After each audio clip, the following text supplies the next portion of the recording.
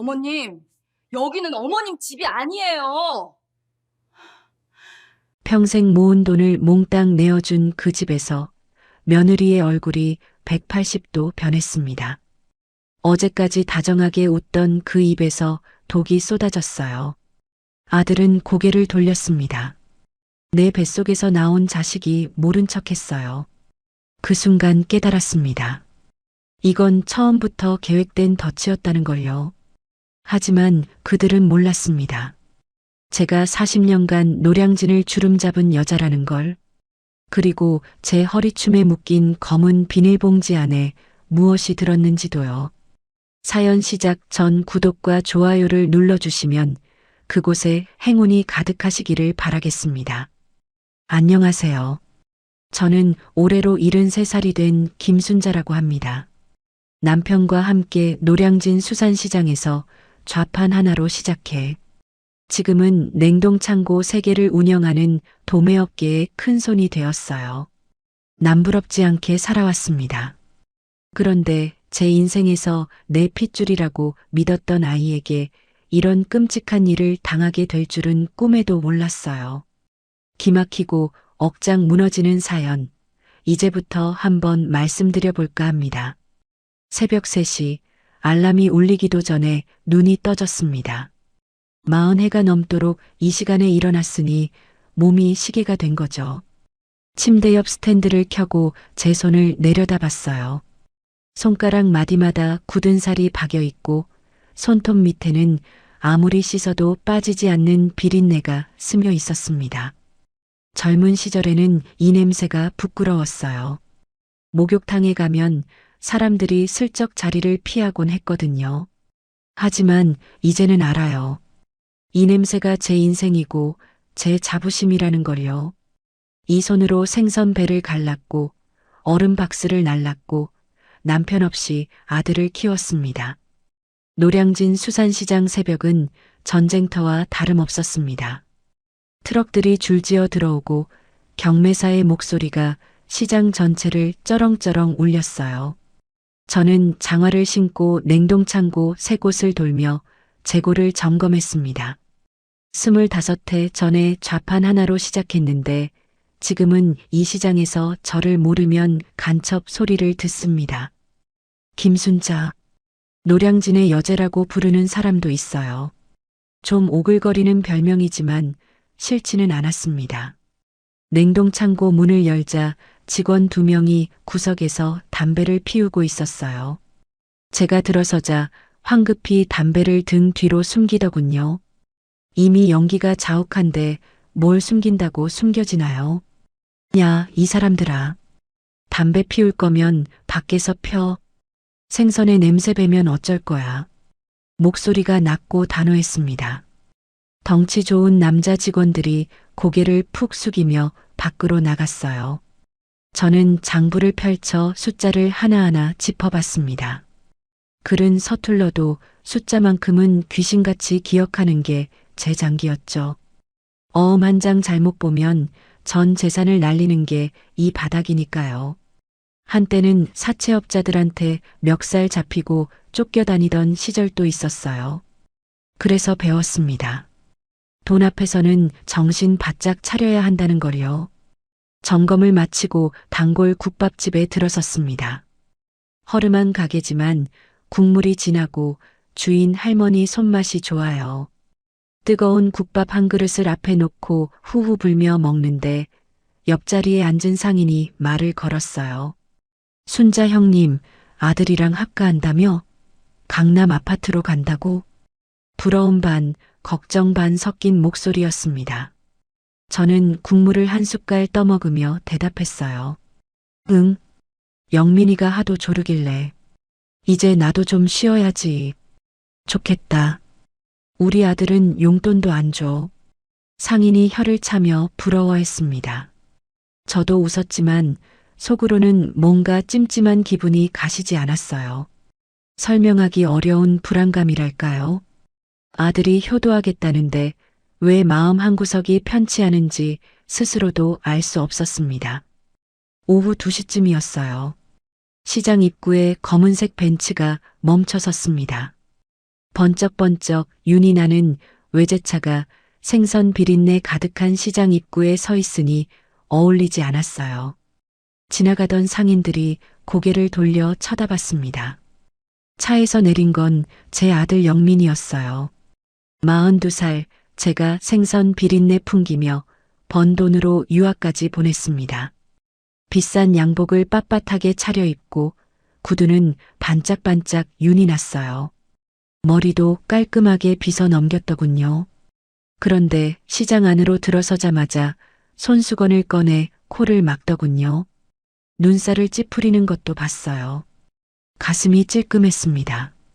저 아이가 어릴 때는 생선 상자 옆에서 숙제하던 아이였는데 언제부터 이 냄새를 그렇게 싫어하게 됐을까요?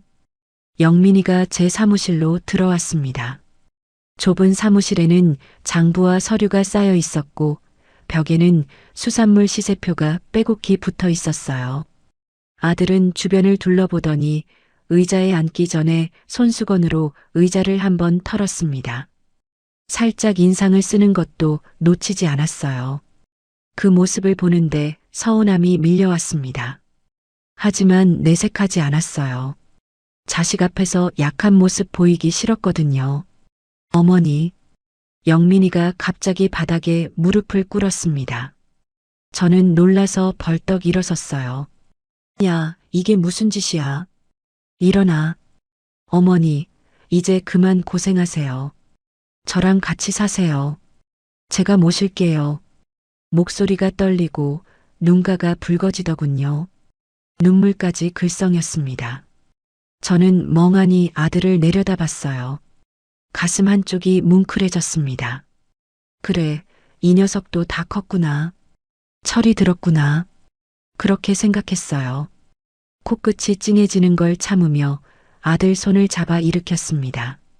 며느리 지수도 함께 왔었어요. 백화점에서 산 과일 바구니를 들고 들어왔습니다. 리본이 달린 화려한 포장이었어요. 어머니, 맛있는 과일 가져왔어요. 건강 챙기셔야죠. 웃는 얼굴로 말했지만 눈은 웃지 않았습니다. 입만 웃고 있었어요. 저는 과일 바구니를 받아들고 고맙다고 했습니다. 그런데 나중에 사무실에서 포장을 풀어보니 과일 아래쪽이 물러있더군요. 사과는 멍이 들어 있었고 배는 만지면 물렁물렁했어요. 반품 직전에 물건을 가져온 거였습니다. 알면서도 모른 척했어요. 며느리한테 싫은 소리 하면 아들 얼굴에 먹칠하는 거니까요. 영민이가 본론을 꺼냈습니다. 강남에 좋은 아파트가 나왔는데 매매 대금이 30억 정도 부족하다고 했어요. 제 건물을 담보로 대출을 받으면 된다고, 그러면 어머니 모시고 같이 살겠다고 했습니다. 눈을 반짝이며 열변을 토하는 모습이 어릴 때 장난감 사달라고 조르던 모습과 겹쳐 보였어요. 어머니, 지수가 임신했어요. 손자예요, 손자. 영민이가 결정타를 날렸습니다. 손자라는 말에 제 마음이 흔들렸어요. 평생 아들 하나 키우느라 외로웠는데 손자까지 볼 수 있다니. 가슴이 두근거렸습니다. 아, 손자를 안아볼 수 있겠구나. 그 생각에 눈앞이 아른거렸어요. 그때 문이 열리고 정 대리가 들어왔습니다. 32살 시장 신협에서 일하는 청년이에요. 어릴 때 집안 형편이 어려워 학교를 못 다녔는데 제가 장학금을 대줘서 대학까지 보냈습니다. 그 뒤로 저를 친어머니처럼 따르는 아이예요. 정 대리는 영민이를 보더니 표정이 굳었습니다. 저를 한쪽으로 데려가서 작은 목소리로 말했어요. 회장님, 아드님 사업 상황이 안 좋습니다. 제가 알아보니까 이미 여러 곳에서 대출을 받으셨더라고요. 이거 위험합니다. 정 대리의 목소리에는 걱정이 가득했습니다. 눈빛이 진지했어요. 하지만 저는 고개를 저었습니다. 알아. 근데 손자가 생긴데 내가 어떻게 안 도와줘. 정 대리가 입술을 꽉 깨물었습니다. 더 말하고 싶은 게 있어 보였지만 제 눈치를 보며 물러났어요. 며칠 후 서류를 준비하는 날이 됐습니다. 저는 늘 허리춤에 차고 다니는 꼬질꼬질한 검은 비닐봉지를 꺼냈어요. 영민이가 그걸 보더니 얼굴을 찡그렸습니다. 아우, 엄마. 제발 그 더러운 봉지 좀 버려요. 냄새나잖아요. 질색하는 표정이었어요. 저는 대꾸하지 않고 봉지에서 낡은 인감도장을 꺼냈습니다. 그리고 아들에게 서류 한 장을 내밀었어요. 이거 신협에서 대출 보증 때문에 쓰는 형식적인 서류야. 여기 지장 찍어. 사실은 거짓말이었습니다. 그 서류는 효도 계약 불이행 시 즉시 소유권 이전 가등기 실행 및 채무 전액 상환 각서였어요. 제가 시장 바닥에서 어엄깡으로 잔뼈가 굵은 사람인 거 아들은 까맣게 모르고 있었습니다. 저를 그저 글도 잘 모르는 늙은 어머니로만 알았던 거죠. 영민이는 서류를 읽지도 않았습니다. 한 글자도 안 봤어요. 아유, 엄마 믿죠. 빨리 짐 싸요. 1초 만에 지장을 찍어버렸습니다. 그 모습을 보는데 씁쓸했어요. 어머니가 주는 서류를 읽어보지도 않다니. 믿는 건지 무시하는 건지. 아마 후자겠죠. 어차피 늙은 엄마가 뭘 알겠냐는 거잖아요. 며느리 지수가 제 짐을 정리하다가 옷가지를 보더니 말했습니다. 어머니, 이 옷들은 버리고 오셔야 해요. 냄새가 섬유에 박혔어요. 그러면서 쓰레기 봉투를 건넸습니다. 웃는 얼굴이었지만 그 속에 담긴 뜻은 분명했어요. 당신은 더럽다, 냄새난다. 그러니까 새로 사 입어라. 속이 부글부글 끓었지만 참았습니다. 합가하면 달라지겠지. 정이 들면 나아지겠지. 스스로를 다독였어요. 이사 날짜를 잡으며 아들 부부가 눈빛을 교환하는 걸 봤습니다. 입꼬리가 살짝 올라가고 고개를 살짝 끄덕이는 모습이요. 마치 성공했어 라고 말하는 것 같았어요. 그 순간 등줄기가 서늘해졌습니다. 뭔가 잘못된 것 같은 느낌 하지만 확신할 수 없는 불안함이 스멀스멀 기어올랐어요.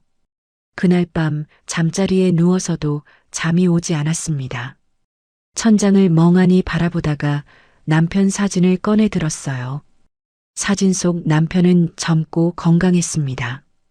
우리가 막 결혼했을 때 시장에서 같이 생선을 팔던 시절이었죠. 남편이 일찍 세상을 떠나고 혼자서 아이를 키웠어요. 비 오는 날도 눈 오는 날도 새벽 시장에 나가야 했습니다. 어린 영민이를 생선 상자 옆에 재우고 일했던 기억이 떠올랐어요. 영감, 영민이가 효도한다는데 왜 이렇게 마음이 안 놓일까? 속삭이듯 물었지만 대답은 없었습니다. 손에 쥔 검은 비닐봉지를 만지작거렸어요. 이 봉지 안에 든 서류가 보험이 되어줄 거라고, 설마 내 자식이 나를 버리겠냐고 반쯤은 믿으면서도 반쯤은 대비하는 제 자신이 한심했습니다. 자식을 의심하는 어미가 어디 있어요. 그런데 왜 이 봉지를 놓을 수가 없는 걸까요? 창밖으로 새벽이 밝아오고 있었어요. 내일이면 30년 살던 이 집을 떠납니다. 강남 아파트로, 아들 곁으로. 설레어야 할 텐데 가슴 한구석이 자꾸 쓰렸습니다. 40에 넘게 새벽 3시에 일어나던 몸이 오늘따라 유독 무겁게 느껴졌어요. 어디선가 시장 트럭이 지나가는 소리가 들렸습니다. 익숙한 그 소리인데 이제는 더 이상 이 소리도 듣지 못하게 되는구나 싶으니 괜스레 코끝이 찡하고 시큰해졌어요. 이사 당일 아침 저는 30년 살던 집을 마지막으로 둘러봤습니다. 남편과 함께 처음 이 집에 들어왔을 때가 엊그제 같은데 벌써 그 세월이 흘렀더군요.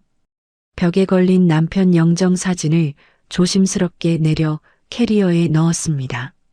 영감, 나 이제 아들 집으로 가요. 손자도 볼 수 있대요. 속으로 인사를 건네는데 코끝이 찡했어요. 짐은 캐리어 2개가 전부였습니다. 며느리 지수가 옷은 다 버리고 오라고 했으니까요. 평생 모은 살림살이를 정리하고 나니 남는 게 별로 없더군요. 그래도 검은 비닐봉지만은 꼭 챙겼습니다. 허리춤에 단단히 묶고 외투로 가렸어요. 아들이 서명한 그 서류가 들어있으니까요. 오후 2시쯤 택시를 타고 강남 아파트에 도착했습니다. 번쩍번쩍한 로비에 들어서니 경비원이 저를 위아래로 훑어보더군요. 낡은 외투에 꼬질꼬질한 캐리어를 끌고 있으니 어울리지 않는다고 생각했나 봅니다. 어디 가세요? 하고 퉁명스럽게 묻길래 1, 2, 0, 6호 간다고 했더니 그제야 고개를 끄덕였어요. 엘리베이터를 타고 12층에서 내렸습니다. 복도가 호텔처럼 깨끗하고 조용했어요. 바닥에는 카펫이 깔려 있었고 은은한 조명이 켜져 있었습니다. 1206호 앞에 서서 초인종을 눌렀습니다. 심장이 두근거렸어요. 드디어 아들과 함께 사는구나. 손자도 곧 볼 수 있겠구나. 그런 설렘이 있었습니다. 그런데 문이 열리자마자 분위기가 이상했습니다. 며느리 지수가 문 앞을 떡하니 가로막고 서 있었거든요. 3주 전에 눈물까지 흘리며 같이 살자고 하던 그 사람 맞나 싶을 정도로 표정이 싸늘했습니다. 어머님, 여기가 어디라고 마음대로 들어와요? 지수가 팔짱을 낀 채 차갑게 내뱉었습니다. 저는 귀를 의심했어요. 뭐라고요? 되물으려는데 목소리가 나오지 않았습니다. 오늘 이사 오기로 한 날 아니니? 문 좀 열어다오. 제가 간신히 입을 열었습니다. 목소리가 떨렸어요. 여기는 제 집인데요. 허락도 없이 왜 시어머니가 멋대로 쳐들어와요? 지수가 눈을 가늘게 뜨고 저를 내려다봤습니다. 그 눈빛이 섬뜩했어요. 불과 3주 전에 제 손을 꼭 잡고 친정 엄마처럼 모시겠다던 사람의 눈이 아니었습니다. 마치 처음 보는 불청객을 대하듯 냉담했어요. 그때 안쪽에서 아들 영민이가 쭈뼛거리며 나왔습니다. 제 눈치를 보다가 아내를 힐끗 쳐다봤어요. 그 모습이 어찌나 비굴해 보이던지 가슴이 철렁 내려앉았습니다. 지수야, 엄마 오늘 오시기로 한 날이잖아. 왜 그래? 영민이가 기어들어가는 목소리로 말했습니다. 하지만 지수가 날카롭게 쏘아붙이자 금세 꼬리를 내렸어요. 당신은 좀 빠져 있어. 어머님하고 내가 얘기할 거니까 나서지 마. 영민이가 아내의 눈치를 살피더니 슬금슬금 뒤로 물러났습니다. 제 아들이 저렇게 찌질한 놈이었나 싶어 한숨이 절로 나왔어요. 10억이 넘는 아파트를 팔아 빚을 갚아줬건만 제 앞에서 한마디도 못하는 꼴이라니요. 일단 들어오세요. 어차피 계약서에 서명했으니까 내쫓을 명분도 없네. 지수가 비아냥거리듯 말하며 몸을 비켜 섰습니다. 저는 죄인처럼 고개를 숙이고 캐리어를 끌며 집 안으로 들어섰어요. 신발을 벗는데 손이 떨렸습니다. 이게 뭐 하는 짓인가? 내가 왜 이런 대접을 받아야 하나? 억울함이 북받쳐 올랐지만 꾹 참았습니다. 거실은 넓고 화려했습니다. 커다란 창문으로 햇살이 쏟아져 들어오고 비싼 가죽 소파와 대리석 테이블이 놓여 있었어요. 제가 평생 생선 비린내 맡으며 번 돈으로 마련한 집이었습니다. 그런데 저는 그 거실에 앉을 자격도 없는 것처럼 느껴졌어요. 어머님 방은 저쪽이에요. 따라오세요. 지수가 턱짓으로 복도 끝을 가리켰습니다. 저는 캐리어를 끌고 복도를 따라 걸었어요. 점점 어두워지더니 막다른 곳에 작은 문이 하나 있었습니다. 지수가 그 문을 열었을 때 저는 눈앞이 캄캄해지는 것 같았어요. 그곳은 방이 아니라 창고였습니다.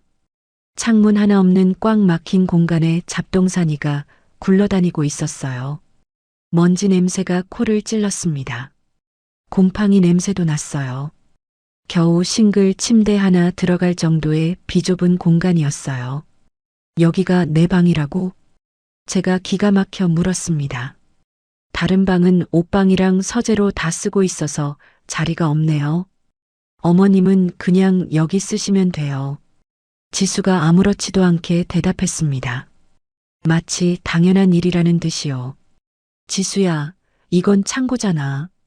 사람이 어떻게 창문도 없는 곳에서 자니? 제가 목소리를 높였습니다. 분노가 치밀어 올랐어요. 하지만 지수는 코웃음만 쳤습니다. 불만 있으시면 나가세요. 아, 맞다. 어머님 집은 이미 팔아서 갈 데도 없으시죠? 지수가 비릿하게 웃으며 쏘아붙였습니다. 그 순간 저는 정신이 번쩍 들었어요. 이것이 처음부터 저를 노리고 짠 각본이었구나. 제 재산을 빼앗기 위해 철저하게 준비된 연극이었구나. 눈물 흘리며 손잡던 것도, 친정 엄마처럼 모시겠다던 것도 전부 거짓이었습니다. 저는 이를 악물었습니다. 화가 나서 당장이라도 뺨을 후려치고 싶었지만 참았어요. 아직은 때가 아니었습니다. 허리춤에 묶인 검은 비닐봉지를 손으로 만져봤습니다.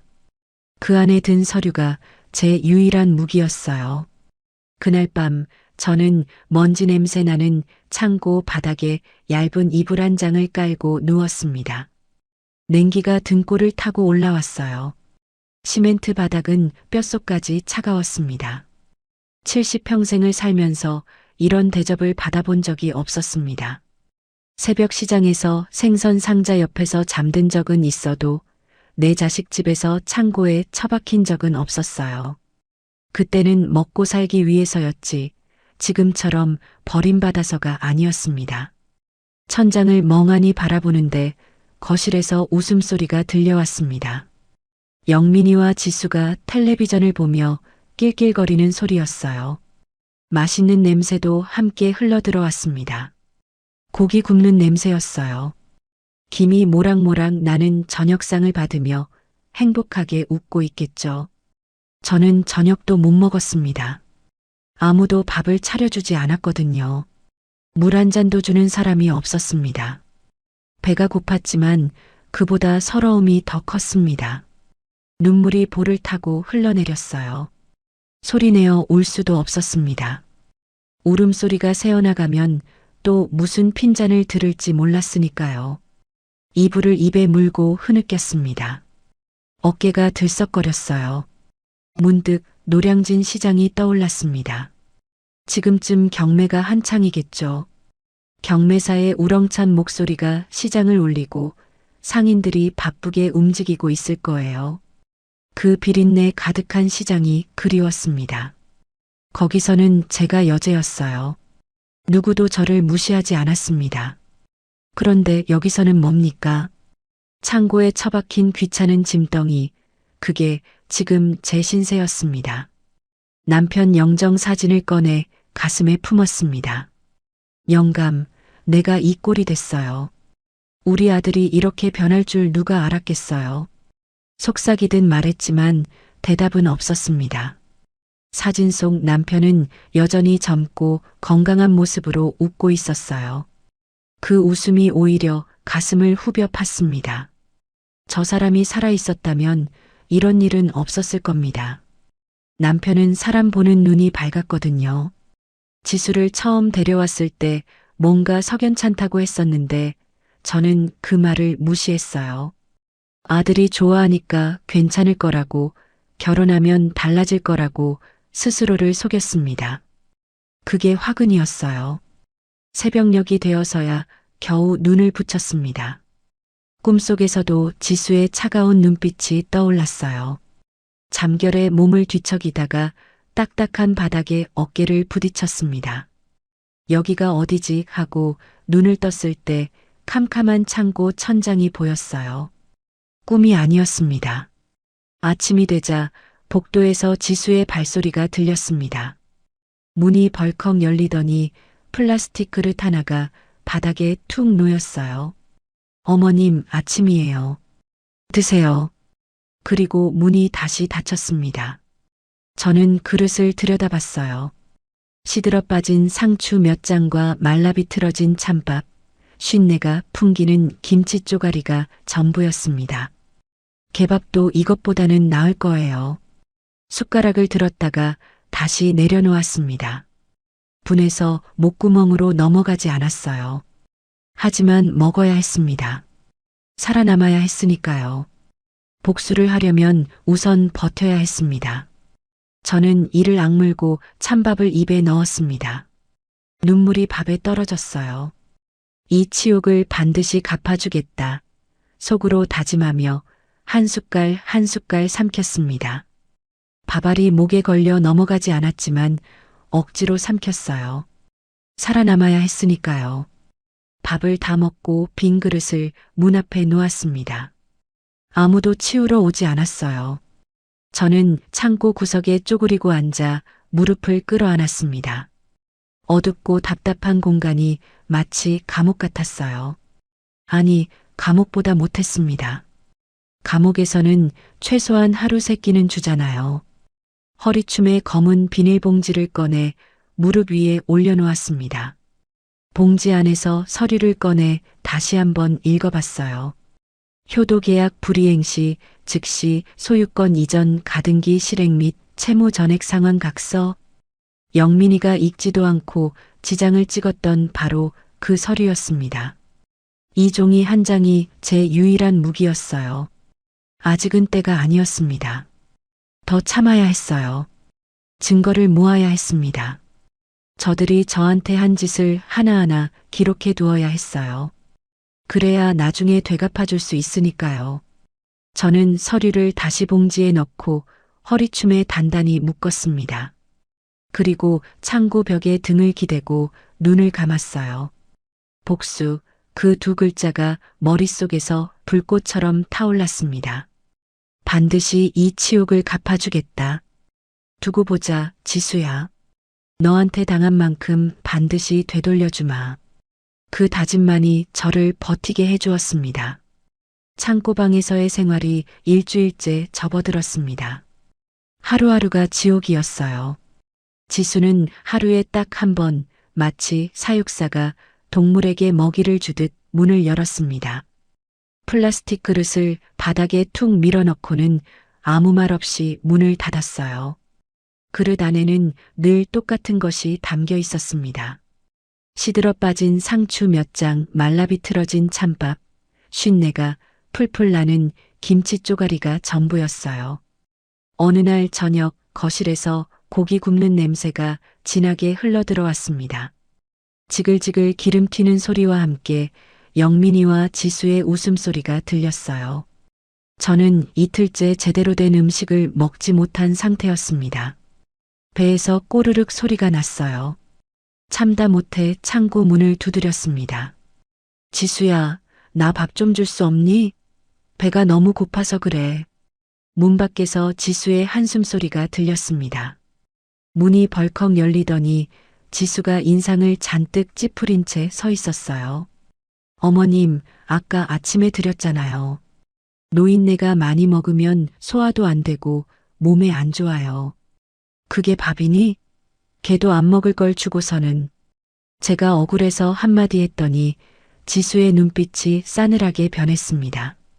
입꼬리가 비틀어지더니 코웃음을 쳤어요. 불만 있으시면 나가세요. 아, 맞다. 갈 데가 없으시죠? 똑같은 말이었습니다. 그 말을 들을 때마다 가슴에 못이 박히는 것 같았어요. 지수는 문을 쾅 닫아버렸고 저는 차가운 바닥에 주저앉아 한참을 울었습니다. 그날부터 저는 기록을 시작했습니다. 짐을 정리하다가 찾아낸 낡은 탁상 달력이 있었거든요. 거기에 빨간 펜으로 X자를 그었어요. 밥을 굶긴 날을 표시하는 저만의 기록이었습니다. 일주일 사이에 벌써 X자가 4개나 찍혀 있었어요. 이 달력이 나중에 증거가 될 거라고 생각했습니다. 며칠 뒤 지수가 친구와 통화하는 소리가 얇은 문을 뚫고 들려왔습니다. 저는 귀를 바짝 세우고 들었어요. 응, 그래. 나 어제 백화점 가서 명품 가방 질렀잖아. 300만 원짜리 신상인데 역시 비싼 게 다르더라. 지수가 신이 나서 떠들어댔습니다. 제 노후 자금이자 병원비로 쓰라고 준 1억 원이었어요. 그 돈으로 명품 가방을 사다니 주먹을 꽉 쥐었습니다. 손톱이 손바닥에 파고들었어요. 그리고 다음 달에 유럽 여행 가기로 했어. 파리 갔다가 밀라노 찍고 올 거야. 완전 설레지 않니? 저는 이를 악물었습니다. 분노가 치밀어 올랐지만 어쩔 수가 없었어요. 증거가 없었습니다. 제 말만으로는 아무도 믿어주지 않을 거예요. 녹음이라도 할 수 있다면 좋을 텐데 휴대폰은 이사 오기 전에 해지해 버렸거든요. 지수가 어차피 집 전화 쓰면 된다고 해서요. 그것도 다 계획이었던 겁니다. 그렇게 2주일이 더 흘렀습니다. 몸무게가 눈에 띄게 줄었어요. 예전에 입던 바지가 헐렁해져서 허리띠를 2칸이나 졸라매야 했습니다. 거울이 없어서 제 얼굴을 볼 수 없었지만 손으로 만져보면 광대뼈가 툭 튀어나온 게 느껴졌어요. 이러다가 정말 죽겠구나 싶었습니다. 영민이는 그동안 단 한 번도 창고 방문을 열어보지 않았습니다. 출퇴근할 때 복도를 지나가는 발소리는 들렸지만 멈춰 서는 법이 없었어요. 제 아들이 저렇게 무정한 놈이었나 싶어 가슴이 미어졌습니다. 지수에게 기가 죽어 꼼짝도 못하는 걸 보면 불쌍하기도 했어요. 하지만 저를 이 지경으로 만든 공범인 건 분명했습니다. 어느 날 오후 현관 초인종 소리가 울렸어요. 저는 창고 문에 귀를 바짝 대고 들었습니다. 누구세요? 지수가 인터폰에 대고 물었습니다. 지수 씨, 나야. 수아. 그 목소리를 듣는 순간 심장이 쿵 뛰었습니다. 수아, 제 40년 지기 단짝 친구였어요. 노량진 시장에서 함께 장사하며 희로애락을 나눈 사람이었습니다. 제가 합가한다고 했을 때 걱정스러운 눈빛으로 바라보던 수아의 얼굴이 떠올랐어요. 지수가 사색이 되어 창고 방으로 뛰어왔습니다. 문을 벌컥 열더니 제 귀에 대고 낮게 속삭였어요. 어머님, 지금 친구분 오셨거든요. 절대 헛소리 하시면 안 돼요. 입 한번 잘못 놀리면 밥이고 뭐고 아예 안 줄 거예요. 지수의 눈빛이 칼날처럼 날카로웠습니다. 저는 힘없이 고개를 끄덕였어요. 지수가 현관으로 달려가 문을 열었습니다. 그러자 목소리가 180도 달라지더군요. 어머, 수아 이모님. 어쩐 일이세요? 연락도 없이. 꾀꼬리처럼 맑고 상냥한 목소리였습니다. 저 표독스러운 입에서 어떻게 저런 소리가 나오는지 소름이 돋을 지경이었어요. 윤자가 전화를 통 안 받아서 걱정이 돼서 왔지. 혹시 어디 아픈 건 아닌가 싶어서. 수아가 걱정스러운 목소리로 말했습니다. 그 말에 코끝이 찡해졌어요. 연세가 있으셔서 그런지 잠이 많아지셨더라고요. 전화 소리도 못 듣고 주무시나 봐요. 지수가 눈 하나 깜짝 않고 거짓말을 했습니다. 능청스럽기가 뱀 같았어요. 그래도 얼굴은 보고 가야지. 잠깐 보자. 수아가 물러서지 않고 말했습니다. 지수가 어쩔 수 없다는 듯 저를 데리러 왔어요. 창고방에서 나와 거실로 향하는데 다리가 후들거렸습니다. 2주일 넘게 제대로 못 먹었더니 기운이 하나도 없었거든요. 거실로 나가자 수아가 저를 보고 깜짝 놀랐습니다. 신발도 제대로 벗지 않고 달려와 제 손을 덥석 잡았어요. 윤자야, 세상에. 너 얼굴이 왜 이렇게 반쪽이 됐어? 어디 많이 아팠던 거야? 수아의 눈가에 눈물이 그렁그렁 맺혔습니다. 그 따뜻한 손길에 저도 울컥했어요. 하지만 내색할 수 없었습니다. 지수가 옆에서 눈을 번득이며 지켜보고 있었으니까요. 어머님이 얼마 전에 독감을 심하게 앓으셨거든요. 입맛이 없으셔서 식사를 잘 못하셨어요. 제가 정성껏 간호했는데도 회복이 좀 더디시네요. 지수가 재빠르게 끼어들었습니다. 거짓말도 참 기가 막히게 하더군요. 지수 씨, 제가 맛있는 차 좀 내올게요. 편하게 앉아 계세요. 지수가 주방으로 향했습니다. 그 틈을 타 수아가 소파에 앉은 제 옆으로 바짝 다가왔어요. 그러더니 가방에서 재빠르게 무언가를 꺼내 제 손에 쥐어주었습니다. 윤자야, 이거 아무도 모르게 잘 숨겨. 충전기도 같이 넣었어. 수아가 귀에 대고 속삭였습니다. 저는 손안에 든 것을 만져봤어요. 작고 납작한 감촉, 휴대폰이었습니다. 심장이 두근거렸어요. 얼른 외투 안쪽 주머니에 밀어 넣었습니다. 녹음 기능 알지? 버튼 누르면 바로 녹음돼. 그리고 이것도. 수아가 주머니에서 초콜릿 몇 개를 더 꺼내 제 손에 쥐어주었어요. 당장이라도 뜯어먹고 싶었지만 참았습니다. 고마워. 저는 입만 벙긋거리며 대답했어요. 목이 메어 소리가 나오지 않았습니다. 수아는 제 남편이 살아있을 때부터 알고 지낸 사이였어요. 제가 얼마나 힘들게 살아왔는지, 얼마나 악착같이 돈을 모았는지, 아들을 위해 얼마나 희생했는지 다 아는 사람이었습니다. 그런 수아가 이렇게 찾아와 준 것만으로도 위로가 되었어요. 지수가 차를 들고 돌아왔습니다. 화려한 과일 접시도 함께 가져왔더군요. 제가 있을 때는 시든 상추만 주더니 손님 앞에서는 생색을 내는 거였어요. 이거 백화점에서 산 비싼 수입 과일이에요. 어머님 드리려고 특별히 사다 놨던 건데 이모님도 맛 좀 보세요. 저는 속으로 코웃음을 쳤습니다. 제가 저 과일 한 조각이라도 먹어본 적이 있나요? 하지만 아무 말도 하지 않았어요. 아직은 때가 아니었습니다. 수아가 30분쯤 있다가 자리를 털고 일어났습니다. 제 어깨를 꽉 쥐며 눈빛으로 신호를 보냈어요. 힘내라고 말하는 것 같았습니다. 윤자야, 밥 잘 챙겨 먹고 몸조리 잘해. 또 올게. 수아가 현관으로 향했습니다. 저는 아쉬운 마음을 꾹 누르며 배웅했어요. 현관문이 닫히자마자 지수의 얼굴이 귀신처럼 변했습니다. 싸늘한 눈으로 저를 노려보더니 부엌으로 성큼성큼 걸어갔어요. 물컵에 물을 가득 받아 들고 왔습니다. 어머님, 정신 좀 차리셔야겠어요. 지수가 망설임 없이 제 얼굴에 물을 확 끼얹었습니다. 차가운 물이 얼굴을 때리고 옷을 적셨어요. 너무 갑작스러워 비명도 지르지 못했습니다. 모멸감에 온몸이 부들부들 떨렸어요.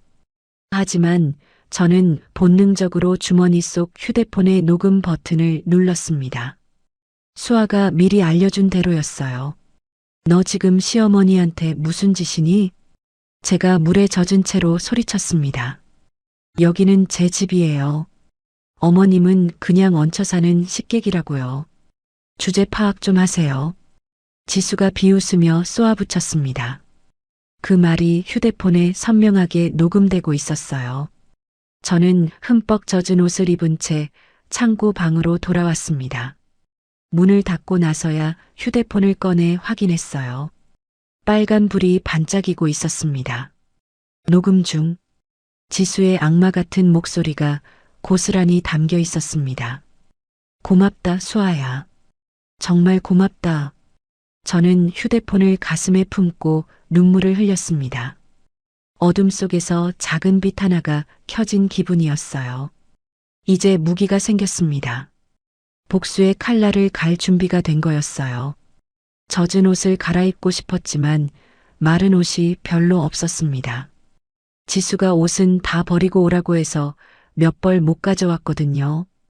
그나마 있는 것도 빨래를 못해서 냄새가 났어요.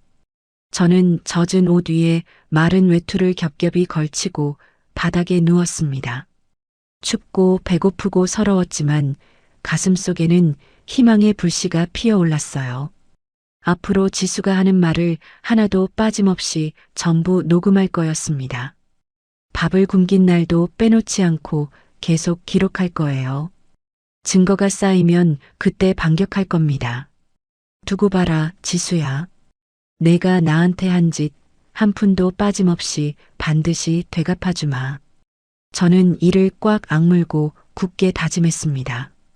수아에게 휴대폰을 받은 뒤로 저는 지수가 하는 말을 모조리 녹음했습니다. 며느리가 문을 열 때마다 주머니 속에서 녹음 버튼을 눌렀어요. 지수는 제가 휴대폰을 가지고 있는 줄 꿈에도 모르고 온갖 폭언을 쏟아냈습니다. 그 더러운 말들이 하나하나 저장되고 있었죠. 3개월이 흘렀습니다. 탁상 달력의 X 표시는 어느새 30개가 넘었어요. 한 달에 열흘 이상 밥을 굶겼다는 뜻이었습니다. 몸무게는 10kg 넘게 빠졌고 뼈만 앙상하게 남았어요. 거울이 없어서 제 모습을 볼 수 없었지만 손목을 보면 알 수 있었습니다. 시계가 헐렁해져서 돌아갈 지경이었거든요. 창고방의 공기는 늘 축축하고 퀴퀴했습니다. 환기가 안 되니 곰팡이 냄새가 진동했어요. 밤마다 기침이 터져 나왔습니다. 폐에 곰팡이라도 핀 게 아닌가 걱정이 되었어요. 하지만 병원에 가자고 말할 수도 없었습니다. 지수가 허락할 리 없었으니까요. 어느 날 저녁 지수가 승진 파티를 열었습니다. 영민이가 회사에서 부장으로 승진했다면서요. 거실에서 경쾌한 음악이 흘러나오고 샴페인 잔 부딪히는 소리가 들렸어요. 웃음소리와 수다 소리가 밤늦도록 끊이지 않았습니다. 자기야, 진짜 축하해. 역시 우리 남편 능력 있다니까. 다 당신 내조 덕분이야. 당신이 집안일 신경 안 쓰게 해줘서 일에만 집중할 수 있었어. 저는 창고방 구석에 쪼그리고 앉아 그 역겨운 대화를 듣고 있었습니다. 제가 창고에 갇혀 굶주리는 동안 저 인간들은 샴페인을 마시며 축배를 들고 있었어요. 테이블 위에는 김이 모락모락 나는 음식들이 산더미처럼 쌓여 있겠죠. 분노가 치밀어 올랐지만 참았습니다. 아직은 때가 아니었으니까요. 그날 밤 지수는 밥을 주지 않았습니다. 파티 준비하느라 바쁘다면서요. 다음 날도 그 다음 날도 마찬가지였어요. 저는 극심한 배고픔에 시달렸습니다. 수아가 몰래 넣어준 초콜릿도 진작 다 먹어버렸거든요. 사흘째 되는 날 밤 몸이 이상해지기 시작했습니다. 열이 펄펄 끓어 정신이 오락가락했어요. 이마를 만져보니 불덩이처럼 뜨거웠습니다. 온몸에 힘이 빠지고 식은땀이 줄줄 흘렀어요. 지수야, 문 좀 열어다오. 나 좀 살려다오. 저는 쉰 목소리로 문을 긁으며 애원했습니다. 하지만 밖에서는 텔레비전 소리만 들렸어요. 아무런 대답이 없었습니다. 저는 결국 바닥에 맥없이 쓰러지고 말았어요. 차가운 시멘트 바닥이 뺨에 닿았습니다. 의식이 가물가물해지면서 이대로 죽는 건가 하는 공포가 엄습했어요. 정신이 희미해져 갈 때 저는 마지막 힘을 짜내 휴대폰을 꺼냈습니다. 떨리는 손가락으로 관리사무소 번호를 눌렀어요. 수아가 미리 알려준 번호였습니다. 만약을 대비해서 외워두었거든요. 여보세요, 관리사무소입니다. 여기 1205호인데요. 1206호 창고 쪽에서 이상한 신음소리가 들려요. 확인 좀 해주세요. 저는 최대한 목소리를 바꿔 다른 사람인 척 신고했습니다. 숨이 턱턱 막혔지만 겨우 말을 마쳤어요. 네, 알겠습니다. 지금 바로 가보겠습니다. 전화를 끊고 나서 저는 다시 정신을 잃었습니다. 얼마나 지났을까요? 쾅쾅 문 두드리는 소리에 눈을 떴습니다. 현관에서 웅성거리는 소리가 들렸어요. 관리사무소에서 나왔습니다. 신고가 들어왔어요. 아니, 이 밤에 무슨 일이세요? 지수의 당황한 목소리가 들렸습니다. 이 집 창고 쪽에서 이상한 소리가 난다고 하던데 확인 좀 해야겠습니다.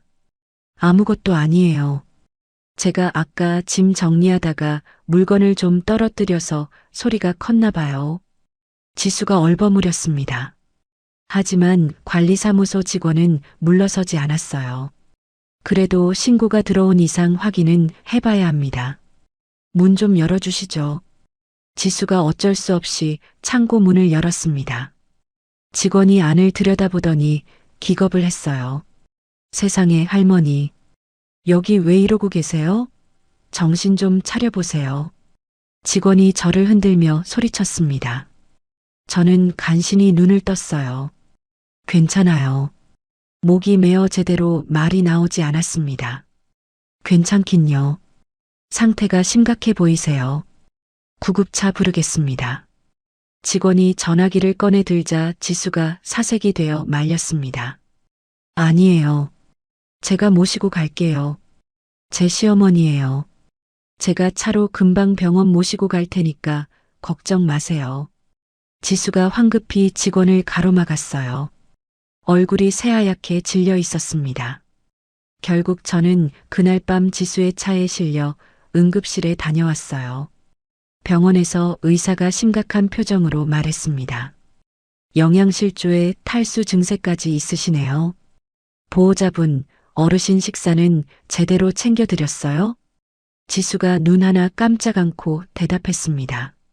네, 물론이죠. 어머니가 원래 입맛이 없으셔서 식사를 거부하셔요.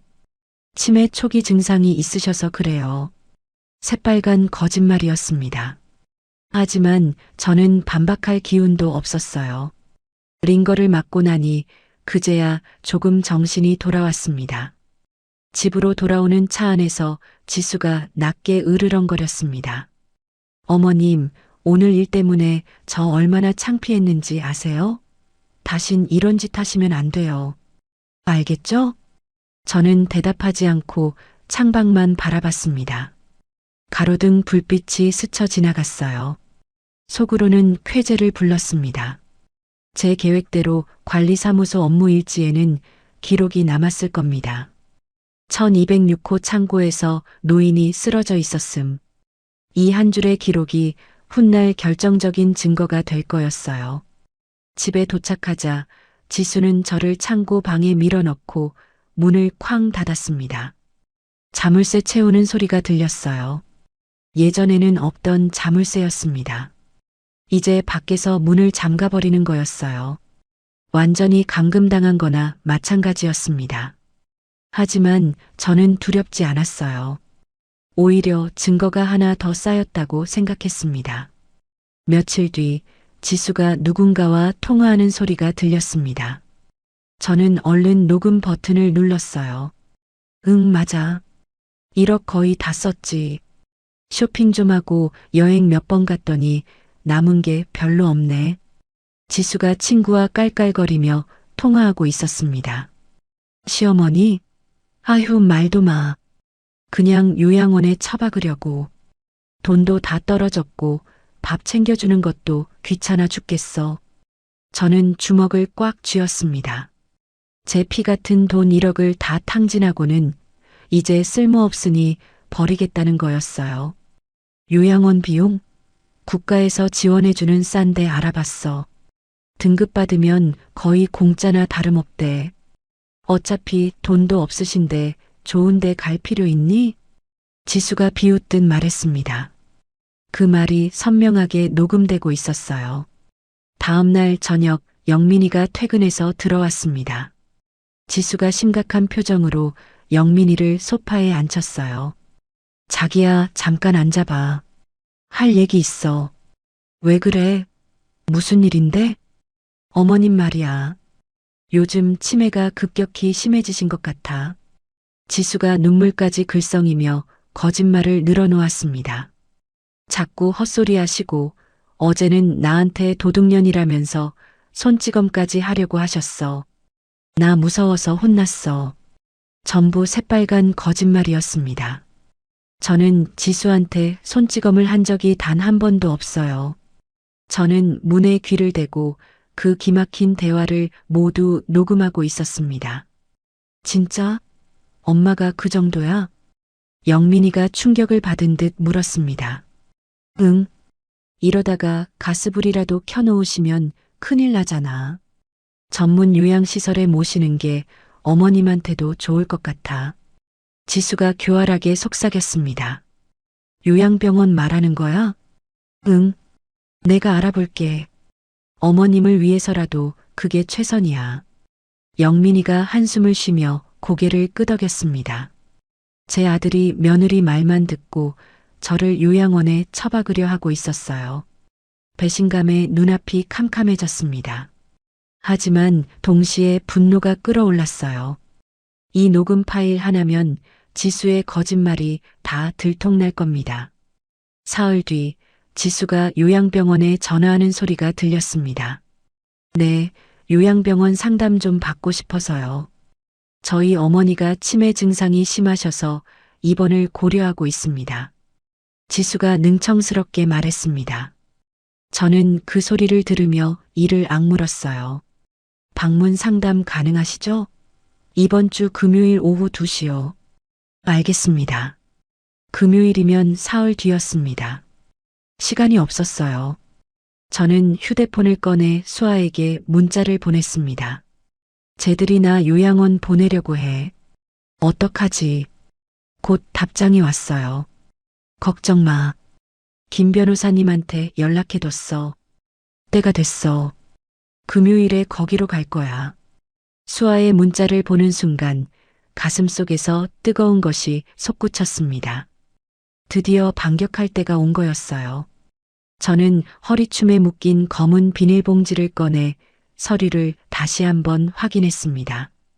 아들이 서명한 효도 계약서, 소유권 이전 가등기 서류가 고스란히 들어 있었어요. 녹음 파일도 충분히 모였습니다. 탁상 달력의 X 표시도 증거가 될 거예요. 관리사무소 기록과 병원 진단서까지 있으니 빠져나갈 구멍이 없을 겁니다. 저는 검은 비닐봉지 안의 서류들을 하나하나 펼쳐봤습니다. 효도 계약서, 소유권 이전 가등기 서류, 그리고 조건부 증여 계약 해지 통보서까지 모든 준비가 끝났어요. 김 변호사님이 이 서류들을 들고 나타나는 순간 지수의 세상은 무너질 겁니다. 두고 봐라. 이제 내 차례다. 저는 어둠 속에서 이를 악물었습니다. 3개월 동안 참고 또 참았습니다. 굶주림도 참았고 모욕도 참았고 차가운 물세례도 참았어요. 하지만 이제 더는 참지 않을 겁니다. 복수의 날이 코앞으로 다가오고 있었어요. 금요일, 그날이 바로 심판의 날이 될 거였습니다. 기다려라, 지수야. 내 세상이 무너지는 꼴을 똑똑히 보여주마. 드디어 금요일이 되었습니다. 저는 이틀 동안 물 한 모금 마시지 못해 입술이 쩍쩍 갈라지고 혀가 입천장에 달라붙었어요. 지수가 일부러 굶긴 거였습니다. 상담사가 왔을 때 더 쇠약해 보여야 치매 등급을 잘 받을 수 있다면서요. 그 말을 문틈으로 듣고 이를 악물었습니다. 오후 2시 현관 초인종이 울렸습니다. 안녕하세요. 은빛사랑 요양병원에서 나왔습니다. 인터폰에서 상냥한 여자 목소리가 들렸어요. 지수가 후다닥 달려가 문을 열었습니다. 어서 오세요. 기다리고 있었어요. 지수의 목소리가 꿀처럼 달콤하게 변했습니다. 저는 창고 방에서 귀를 쫑긋 세우고 들었어요. 잠시 후 지수가 창고 문을 열었습니다. 자물쇠 푸는 소리가 철컥 났어요. 어머님 나가세요. 아시죠? 아픈 척, 정신 오락가락하는 척 연기 잘하셔야 해요. 실수하면 국물도 없어요. 지수가 제 귀에 대고 협박을 속삭였습니다. 저는 고개를 끄덕이는 척하면서 주머니 속 휴대폰의 녹음 버튼을 눌렀어요. 거실로 나가니 깔끔한 정장을 입은 중년 여성이 소파에 앉아 있었습니다. 요양병원 상담사였어요. 저는 일부러 비틀거리는 척하며 걸었습니다. 사실 진짜로 기운이 없어서 비틀거린 거였지만요. 어머나 세상에. 어머님 상태가 많이 안 좋으시네요. 상담사가 제 몰골을 보고 깜짝 놀랐습니다. 저도 제가 어떻게 생겼는지 짐작이 갔어요. 뼈만 앙상하게 남은 얼굴, 푹 꺼진 눈, 갈라진 입술. 귀신이 따로 없었겠죠. 네, 식사도 거부하시고 제가 아무리 챙겨드려도 소용이 없어서요. 이렇게 연락드렸어요. 지수가 거짓 눈물을 훔치며 연기를 시작했습니다. 저는 속으로 비웃었어요. 저 뻔뻔한 거짓말쟁이. 저도 너무 안타까워요. 며느리로서 최선을 다했는데도 이렇게 되니까 제 가슴이 미어지네요. 지수가 흑흑거리며 울먹였습니다. 연기력 하나는 기가 막히더군요. 저는 소파에 앉아 멍하니 허공을 바라보는 척했어요. 치매 환자처럼 보이려고요. 바로 그 순간이었습니다. 저는 떨리는 손으로 휴대폰을 꺼내 김 변호사님께 문자를 보냈어요. 지금입니다. 10분쯤 지났을까요? 현관 초인종이 다시 울렸습니다. 지수가 울음을 뚝 그치고 고개를 갸웃거렸어요. 누구세요? 김철호 변호사입니다. 김순자님을 뵈러 왔습니다. 인터폰 너머로 중후한 남자 목소리가 울려 퍼졌습니다. 그 순간 지수의 얼굴이 백지장처럼 하얗게 질렸어요. 변호사요? 변호사가 여길 왜 와요? 지수가 사시나무 떨듯 떨며 저를 쳐다봤습니다. 저는 아무 대답도 하지 않고 차가운 눈으로 그녀를 응시했어요. 3개월 동안 참고 또 참았던 분노가 눈빛에 담겨 있었을 겁니다. 초인종이 계속 울렸습니다. 지수는 어쩔 수 없이 현관문을 열었어요. 문 밖에는 50대 중반의 중후한 신사가 서 있었습니다. 김철호 변호사, 남편이 살아생전 친동생처럼 믿었던 분이었어요. 그 옆에는 수아도 비장한 표정으로 서 있었습니다. 안녕하십니까? 저는 법무법인 정의의 김철호 변호사입니다. 김순자님의 법률 대리인 자격으로 왔습니다. 김 변호사가 명함을 내밀었습니다. 지수가 명함을 받아드는 손이 심하게 떨렸어요. 그때 영민이가 회사에서 연락을 받고 급히 달려왔습니다. 헐레벌떡 현관으로 뛰어들어오더니 숨을 헐떡이며 물었어요. 무슨 일입니까? 변호사라니요? 요양병원 상담사도 심상치 않은 분위기에 자리에서 일어났습니다. 모두의 얼굴이 딱딱하게 굳어졌어요. 저는 그 순간 있는 힘을 다해 천천히 자리에서 일어났습니다. 냄새나는 창고방이 아닌 환한 거실 한가운데 당당하게 섰어요. 3개월 만에 처음으로 허리를 꼿꼿이 폈습니다. 이제 끝이다. 저는 지수를 똑바로 노려보며 낮고 단호하게 말했습니다. 제 목소리는 더 이상 떨리지 않았어요. 김 변호사가 거실 테이블 위에 검은색 서류 가방을 올려놓았습니다. 가방을 열자 두툼한 서류 뭉치가 모습을 드러냈어요. 자, 이제 본격적으로 얘기를 시작해 볼까요? 김 변호사가 얼음처럼 차갑고 차분한 목소리로 말했습니다. 지수의 얼굴에서 핏기가 싹 가셨어요. 먼저 이것부터 보시죠. 김 변호사가 서류 한 장을 꺼내 테이블 위에 놓았습니다. 제가 아들에게 서명받았던 효도 계약서였어요. 효도 계약 불이행 시 즉시 소유권 이전 가등기 실행 및 채무 전액 상환. 기억나시죠? 영민 씨가 직접 서명하신 겁니다.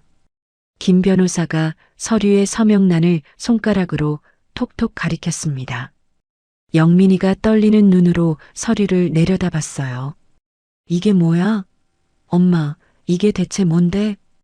영민이가 당황해서 물었습니다.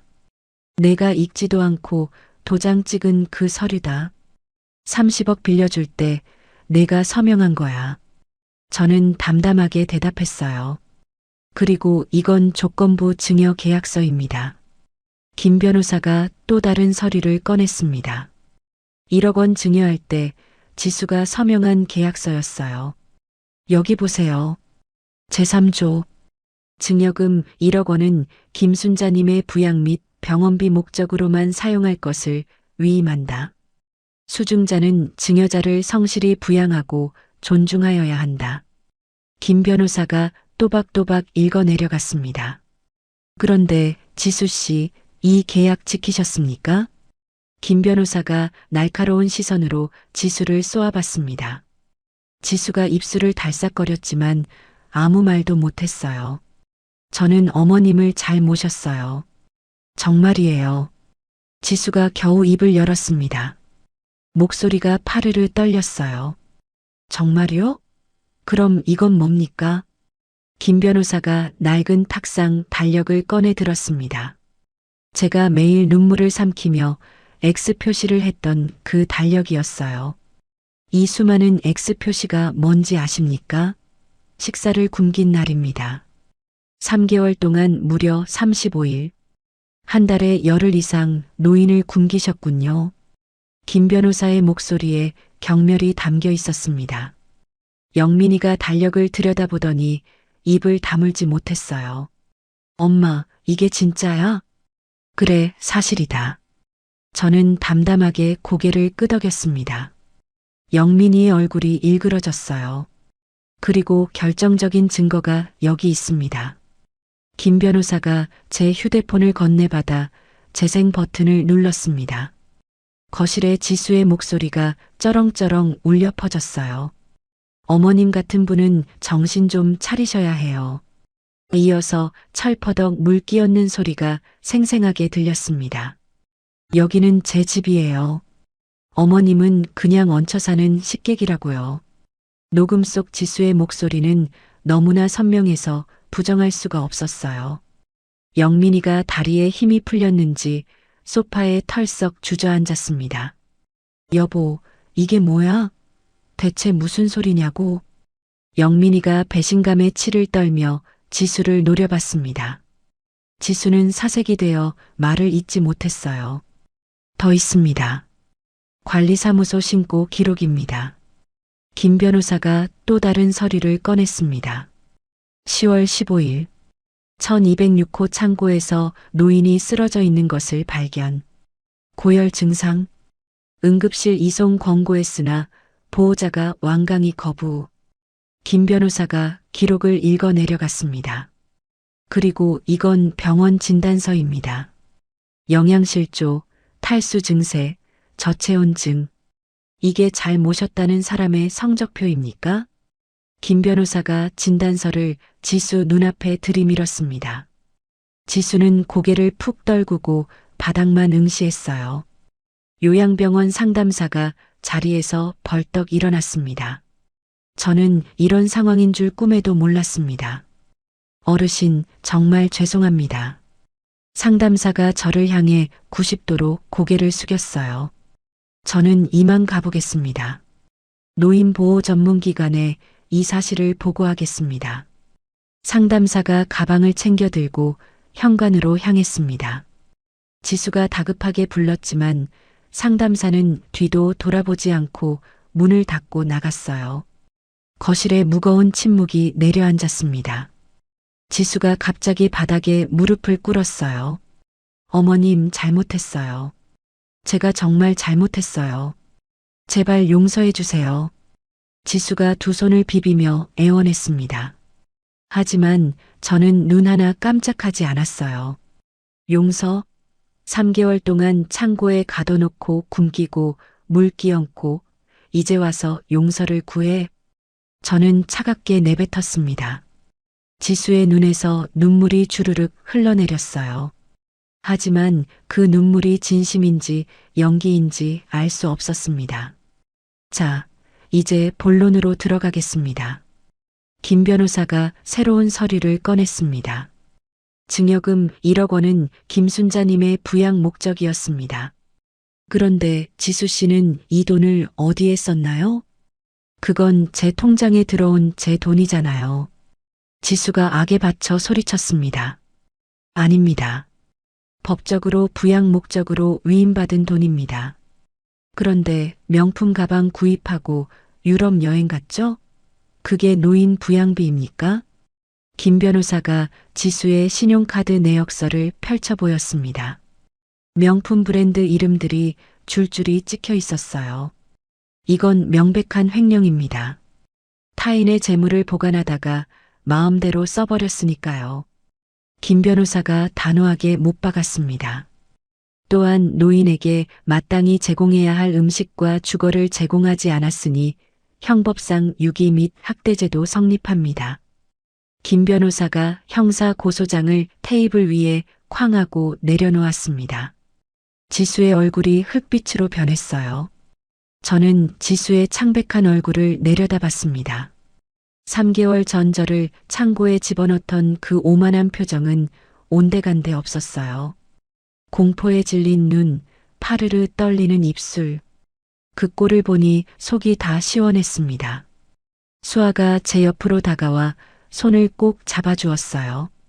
따뜻한 온기가 전해졌습니다. 윤자야, 잘했어. 이제 다 끝났어. 수아가 제 귀에 속삭였습니다. 저는 고개를 저었어요. 이제 시작이다. 아직 끝이 아니야. 저는 속으로 중얼거렸습니다. 진짜 심판은 이제부터였어요. 30억짜리 아파트, 그것도 돌려받아야 했으니까요. 거실의 공기가 얼어붙은 것 같았습니다. 지수는 바닥에 무릎을 꿇은 채 벌벌 떨고 있었고, 영민이는 소파에 주저앉아 멍하니 허공을 바라보고 있었어요. 저는 그 광경을 내려다보며 가슴 속에서 뜨거운 것이 솟구치는 걸 느꼈습니다. 3개월 동안 삼킨 눈물이 이제야 복수의 칼날로 돌아오고 있었어요. 요양병원 상담사가 황급히 떠난 뒤 거실에는 우리 4사람만 남았습니다. 지수와 영민이, 그리고 저와 김 변호사. 팽팽한 긴장감이 공기 중에 감돌았어요. 자, 이제 본론으로 들어가겠습니다. 김 변호사가 서류 가방에서 새로운 서류를 꺼냈습니다. 효도 계약 위반으로 인한 30억 원 전액 상환 청구 소장입니다. 김 변호사가 서류를 테이블 위에 펼쳤어요. 영민이가 화들짝 놀라며 고개를 들었습니다. 30억 전액이요? 그게 무슨 소리예요? 계약서 제5조를 다시 읽어드릴까요? 수증자가 위 조건을 위반할 경우 증여자는 본 계약을 즉시 해지하고 증여금 전액의 반환을 청구할 수 있다. 김 변호사가 또박또박 읽어 내려갔습니다. 영민 씨, 어머니를 성실히 부양하고 존중한다는 조건으로 30억을 받으셨죠. 그런데 어머니를 창고에 가두고 굶기고 학대했습니다. 이건 명백한 계약 위반입니다. 영민이의 얼굴이 새하얗게 질렸어요. 입술이 파르르 떨렸습니다. 그럼 이 아파트를 다 내놓으라는 거예요? 네. 이미 어제부로 이 아파트의 가압류 처리가 완료되었습니다.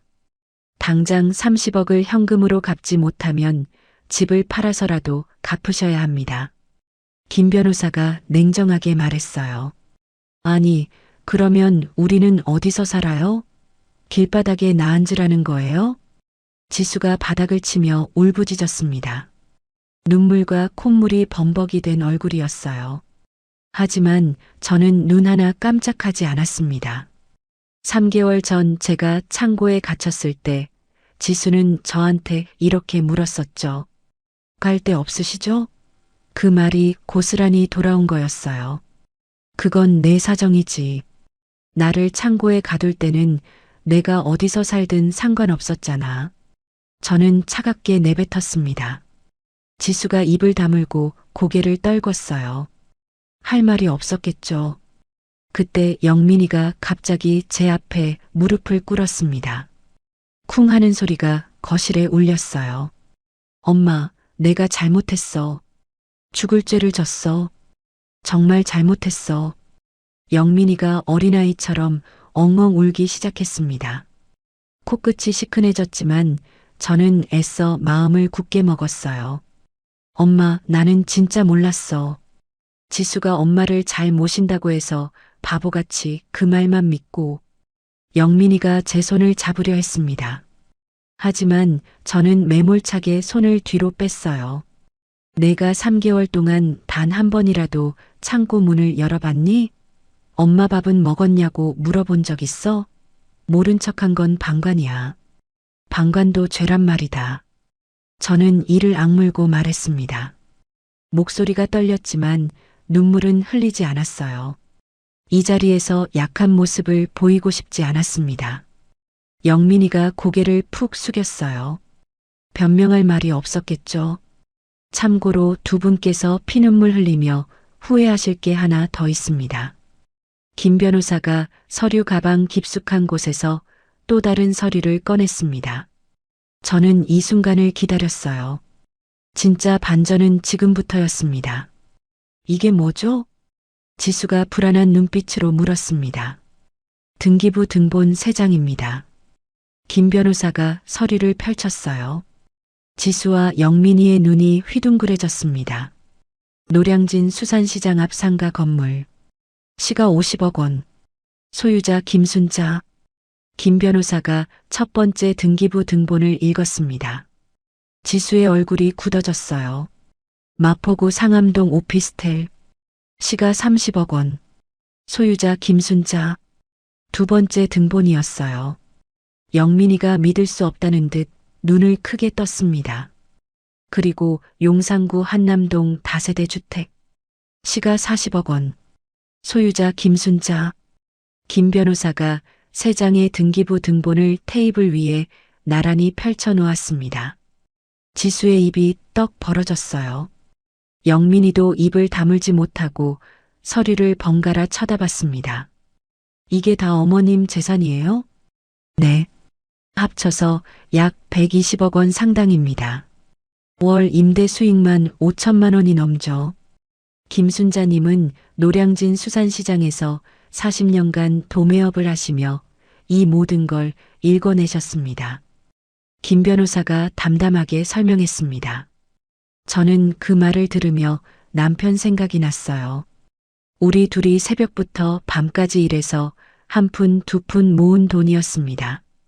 비린내에 절어가며 손이 트고 갈라지며 허리가 휘어가며 번 돈이었어요. 지수와 영민이가 서류를 내려다보며 숨도 쉬지 못했습니다. 거실에 무거운 침묵이 내려앉았어요. 1억이 전부가 아니었어요? 지수가 떨리는 입술로 물었습니다. 그 목소리에 후회가 가득 담겨 있었어요. 하지만 이미 늦었습니다. 1억은 시험이었지. 저는 지수를 싸늘하게 내려다보며 말했습니다. 내가 진짜 나를 가족으로 생각하는지, 돈만 보고 달려드는지 알아보려고 한 거야. 남편이 살아생전에 늘 그러셨어. 사람은 돈 앞에서 본색이 드러난다고. 지수가 눈을 질끈 감았어요. 그런데 너는 그 시험에서 아주 처참하게 떨어졌어.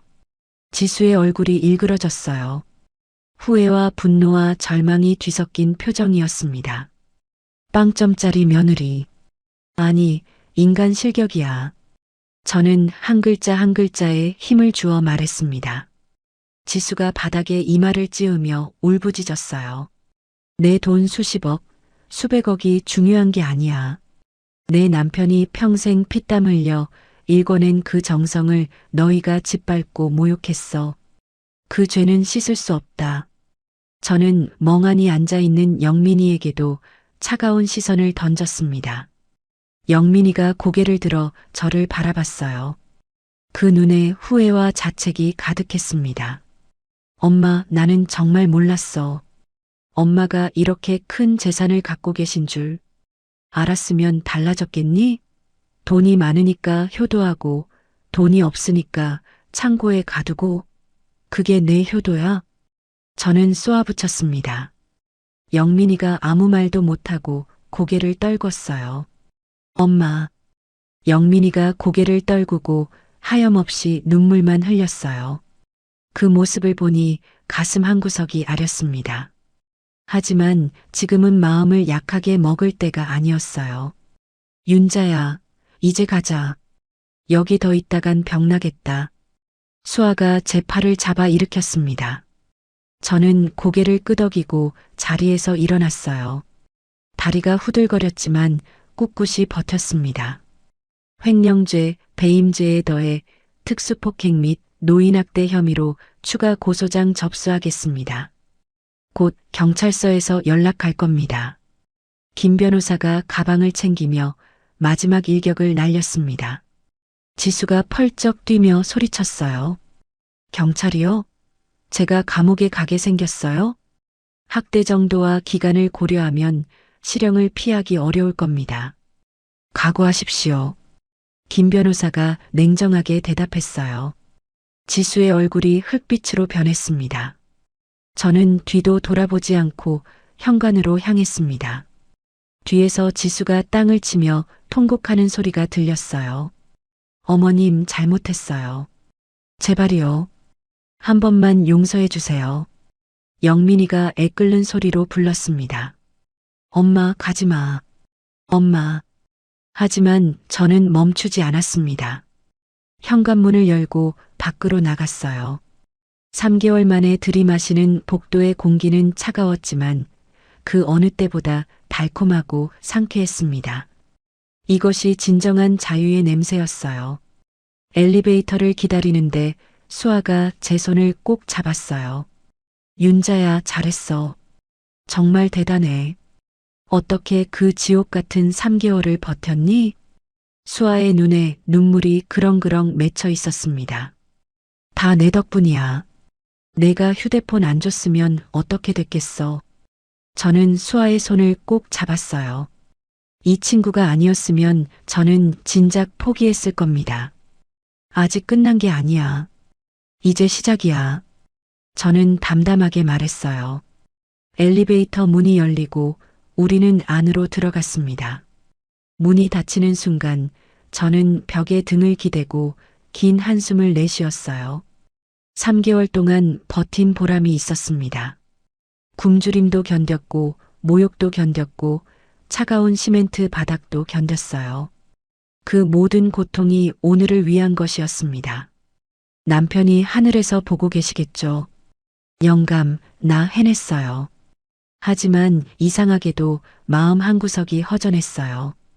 복수는 달콤할 줄 알았는데 왠지 쓴맛이 났습니다. 아들의 울부짖는 얼굴이 자꾸 떠올랐어요. 저 애가 원래부터 나쁜 놈은 아니었는데 지수한테 휘둘려서 저렇게 된 건데 내가 너무 매정했나? 윤자야, 무슨 생각해? 수아가 물었습니다. 아니, 아무것도. 저는 고개를 저었어요. 지금은 감상에 빠질 때가 아니었습니다. 해야 할 일이 아직 남아 있었으니까요. 로비로 나오니 따뜻한 햇살이 얼굴을 감쌌습니다. 3개월 만에 제대로 느끼는 햇빛이었어요. 눈이 부셔서 잠시 눈을 감았습니다. 바람이 볼을 스쳤어요. 살아있다는 게 이렇게 좋은 거였구나. 이제 다시 시작이다. 김순자, 너는 살아남았어. 저는 속으로 되뇌었습니다. 이제 새로운 삶을 시작할 차례였어요. 김 변호사가 미리 예약해둔 호텔로 향했습니다. 고급 호텔 스위트룸이었어요. 창문 밖으로 한강이 한눈에 내려다 보였습니다. 푸른 물결이 햇살을 받아 반짝거렸어요. 창고방의 캄캄한 천장과는 비교할 수도 없었죠. 윤자야, 오늘부터 여기서 지내. 몸 좀 추스르고 나서 다음 일을 생각하자. 수아가 제 어깨를 토닥였습니다. 저는 창밖을 물끄러미 바라보며 고개를 끄덕였어요. 아직 해야 할 일이 많이 남아 있었습니다. 하지만 오늘은 일단 쉬고 싶었어요. 3개월 만에 처음으로 진짜로 너무 편안하게 푹 쉬고 싶었습니다. 호텔에서 일주일을 지냈습니다. 따뜻한 물로 샤워도 하고 푹신한 침대에서 잠도 자고 영양가 있는 음식도 실컷 먹었어요. 3개월 동안 빠진 살이 조금씩 붓기 시작했습니다. 거울을 보니 광대뼈가 툭 튀어나왔던 얼굴에 살집이 돌아오고 있었어요. 수아가 매일 병문안을 왔습니다. 과일도 깎아주고 시장 이야기도 들려주고 옛날 추억도 나누며 시간을 보냈어요. 이 친구가 없었으면 저는 어떻게 됐을까요? 생각만 해도 아찔했습니다. 윤자야, 시장 사람들이 다 내 걱정했어. 어디 아픈 줄 알고. 수아가 포도를 까며 말했어요. 뭐라고 했어? 그냥 몸이 안 좋아서 쉬고 있다고 했지. 자세한 건 말 안 했어. 저는 고개를 끄덕였습니다. 아직은 사람들에게 이 일을 알리고 싶지 않았어요. 부끄러운 게 아니라 마음의 정리가 안 됐기 때문이었습니다. 김 변호사가 매일 소식을 전해주었습니다. 일이 빠르게 진행되고 있었어요. 지수 씨가 경찰서에 출석했습니다. 노인학대 및 특수폭행 혐의로 정식 수사가 시작됐어요. 김 변호사의 전화를 받으며 저는 창밖을 바라봤습니다. 한강 위로 유람선이 천천히 지나가고 있었어요. 영민 씨는요? 방조 혐의로 함께 조사받고 있습니다.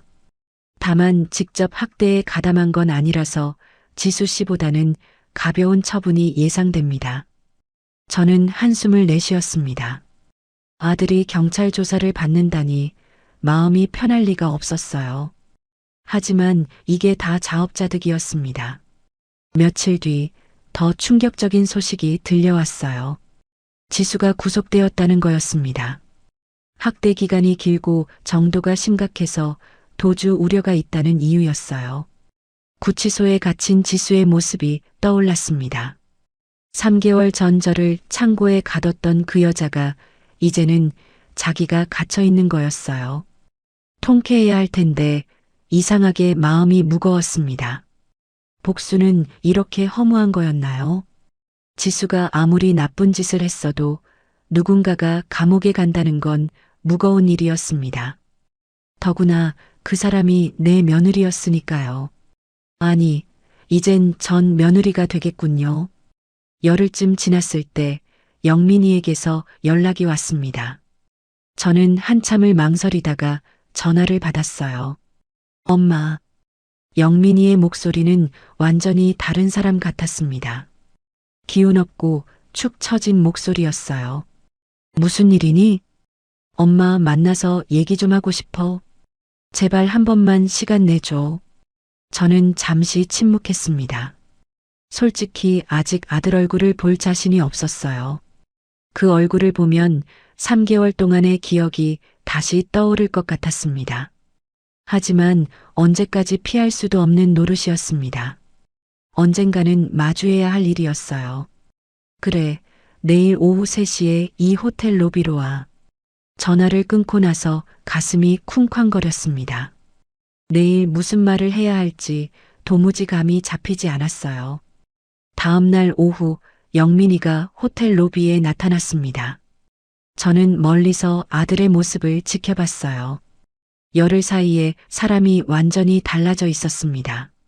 수염이 덥수룩하게 자라 있었고 눈 밑에는 검은 그늘이 짙게 깔려 있었어요. 양복 대신 구겨진 티셔츠를 입고 있었습니다. 영민이가 저를 발견하고 다가왔어요. 저와 눈이 마주치자 금세 눈시울이 붉어졌습니다. 엄마. 영민이가 제 앞에 와서 멈춰섰습니다. 입술을 달싹거리다가 결국 그 자리에서 무릎을 꿇었어요. 호텔 로비에서 사람들이 쳐다봤지만 아랑곳하지 않았습니다. 엄마, 죽을 죄를 졌어. 아들 자격이 없어. 영민이가 고개를 조아리며 말했습니다. 어깨가 들썩이며 흐느끼는 소리가 났어요. 일어나. 사람들 다 본다. 저는 낮은 목소리로 말했습니다. 영민이가 고개를 들었어요. 눈물 범벅이 된 얼굴이 너무 처량해 보였습니다. 아무리 미워도 내 뱃속에서 나온 자식인데 마음 한구석이 아렸어요. 우리는 로비 구석의 조용한 자리에 앉았습니다. 영민이가 떨리는 손으로 커피잔을 들었어요. 엄마, 나 지수랑 이혼하기로 했어. 영민이가 먼저 입을 열었습니다. 예상은 했지만 막상 들으니 복잡한 기분이었어요. 지수가 구속되고 나서 모든 게 무너졌어. 회사에서도 징계받았고 이 일이 소문나서 부장에서 과장으로 강등됐어. 영민이가 쓴웃음을 지었습니다. 승진해서 그렇게 좋아하더니 결국 이렇게 됐군요. 샴페인 파티하던 게 불과 한 달 전인데 세상 일은 참 알 수가 없었습니다. 아파트도 가압류 풀고 매각 절차 들어갔어. 빚 다 갚고 나면 남는 거 하나도 없을 거야. 그 화려하던 45평 아파트가 이제 남의 손에 넘어가게 생겼어. 그래서 어쩔 건데? 저는 담담하게 물었습니다. 원룸 하나 얻어서 다시 시작하려고. 처음부터 다시요. 사회초년생 때처럼 월급 아껴가며 살아볼 거야. 영민이가 고개를 떨궜어요. 엄마, 나 이제야 깨달았어. 내가 얼마나 바보였는지. 지수한테 완전히 휘둘리면서 그게 사랑인 줄 알았어. 눈이 멀어도 한참 멀었던 거야. 영민이의 목소리가 떨렸습니다. 엄마가 나 낳고 키우느라 얼마나 고생했는지, 아빠 돌아가시고 혼자서 얼마나 악착같이 일했는지 다 알면서도 모른 척했어. 지수 비위나 맞추느라. 영민이가 두 손으로 얼굴을 감싸며 흐느꼈습니다. 어깨가 들썩거렸어요. 그 돈 30억, 아니 120억. 그게 중요한 게 아니었어. 엄마 마음을 내가 짓밟은 거잖아. 그게 제일 큰 죄야. 저는 아무 말 없이 영민이를 바라봤습니다. 이 아이가 진심으로 반성하고 있다는 걸 느낄 수 있었어요.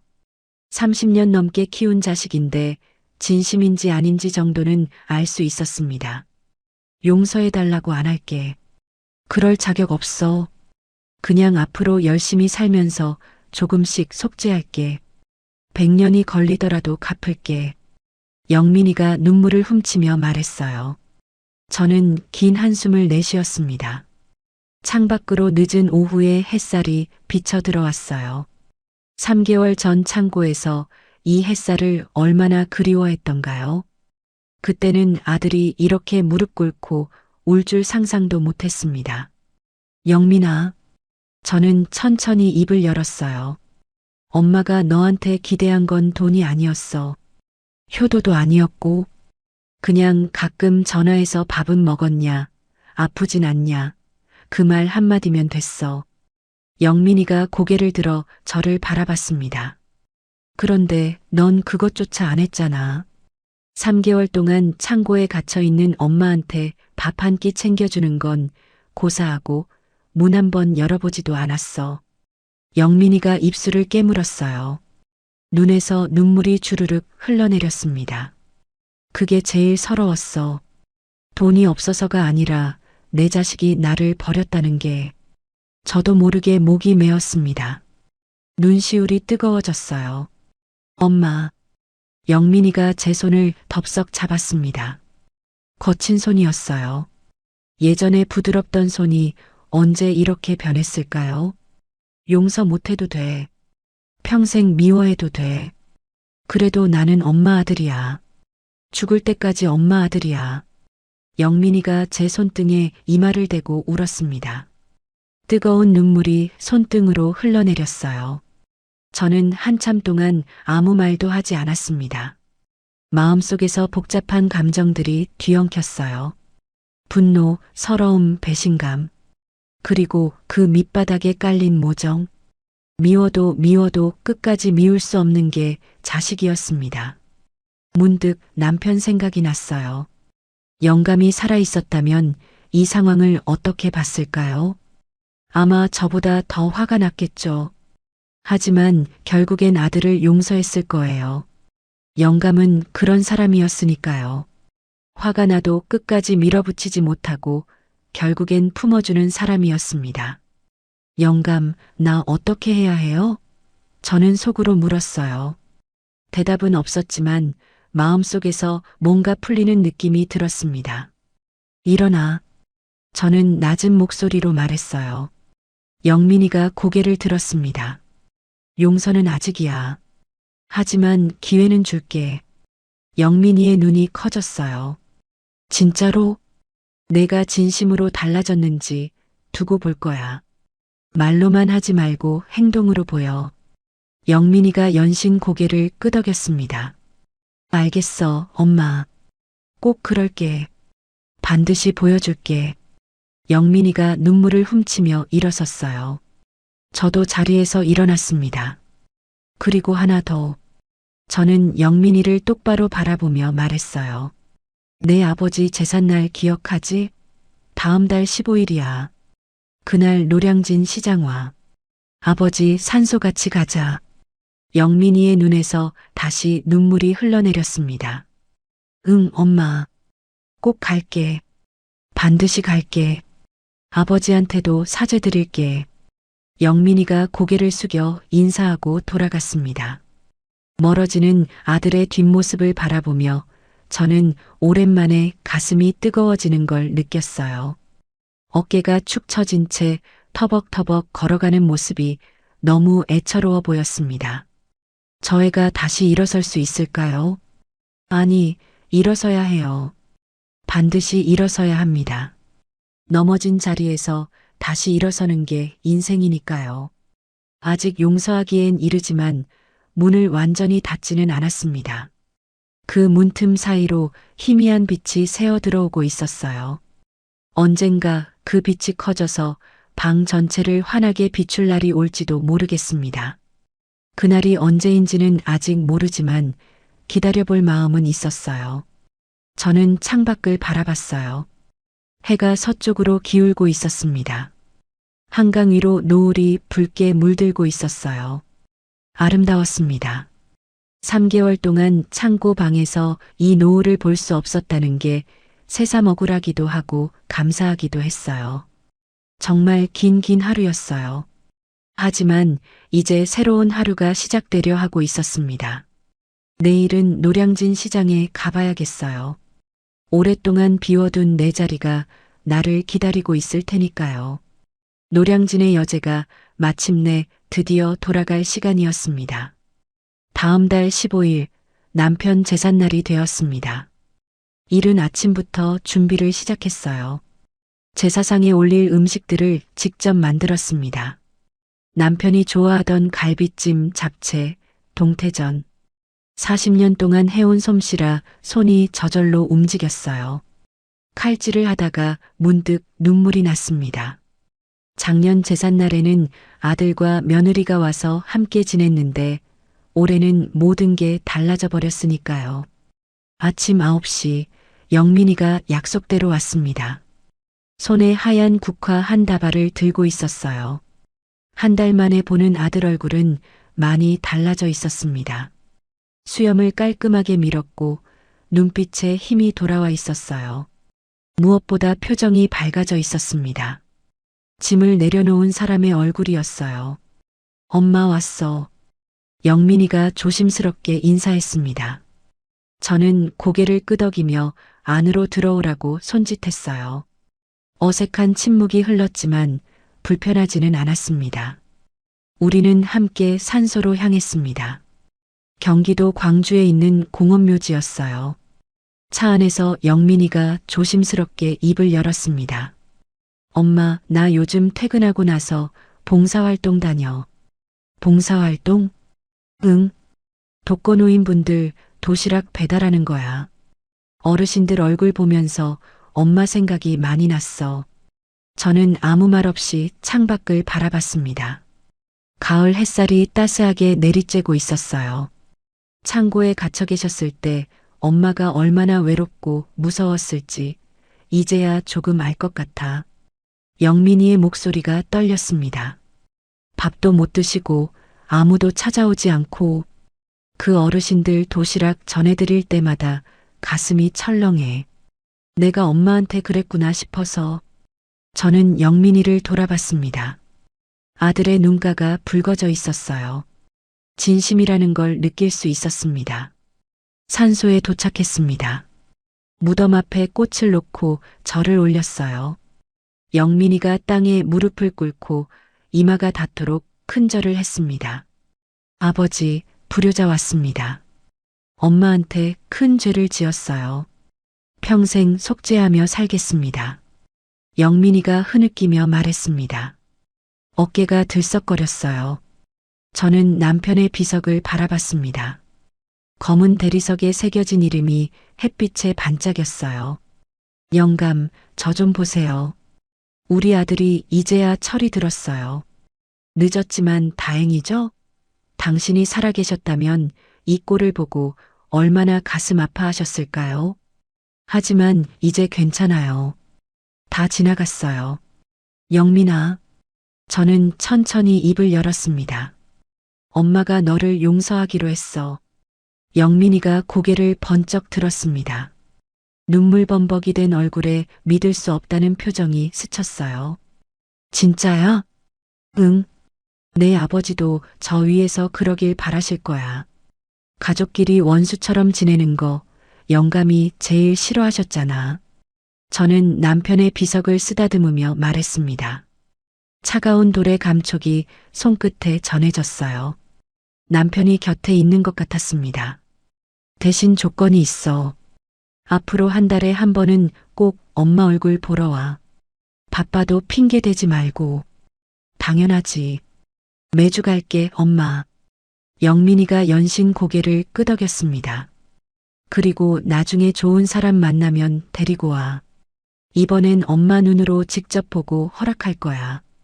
저는 씁쓸하게 웃었어요. 지수 같은 며느리는 2번 다시 만나면 안 되니까요. 알겠어, 엄마. 꼭 그럴게. 영민이가 제 손을 꼭 잡았습니다. 따뜻한 온기가 전해졌어요. 오랜만에 느끼는 아들의 체온이었습니다. 제사를 마치고 돌아오는 길, 저는 노량진 시장에 들렀습니다. 6개월 만에 복귀였어요. 시장 입구에 들어서자 익숙한 비린내가 코를 찔렀습니다. 예전 같으면 지긋지긋했을 그 냄새가 오늘따라 반가웠어요. 어머, 사장님 아니세요? 사장님 오셨다. 시장 상인들이 저를 알아보고 몰려왔습니다.